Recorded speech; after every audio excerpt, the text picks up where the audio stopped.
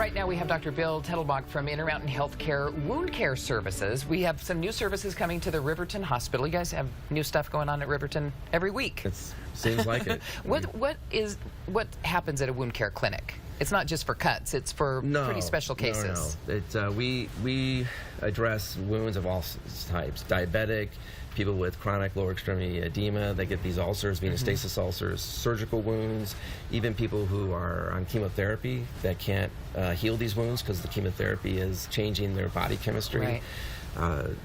You name it, we help the surgeons out a lot. Right. People who just have even defects, scleroderma, who have a hard time healing. Okay. This is somewhat of a new specialty. It's one that's in the last 15 years or so has really come in to its own being just because of the need, of this population. It's always been sort of addressed, sort of secondarily, but now this is it has a primary focus on it.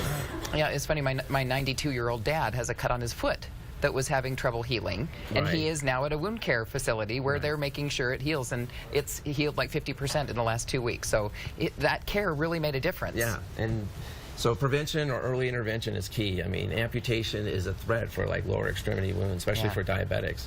There's over 160,000 individuals in Utah who are diabetic, and so these folks are at risk for complications, and one is a wound, and so that's a large population. Yeah. But the key is if you have a wound, don't let it go. Yeah. If it keeps persisting or even gets bigger, seek advice or go to your primary doc and have them refer you into the clinic. There is help available now, and Riverton opening March 6th? Opening March 6th. We're putting it there because right now most of our clinics are over by Intermountain Medical Center or up at LD, and it's improving the access so people don't have to drive as far. At the south end of the valley. That's right, exactly. Okay, Dr. Tettelbach, thanks so much for coming in. Oh, it's my pleasure. Okay, Chase.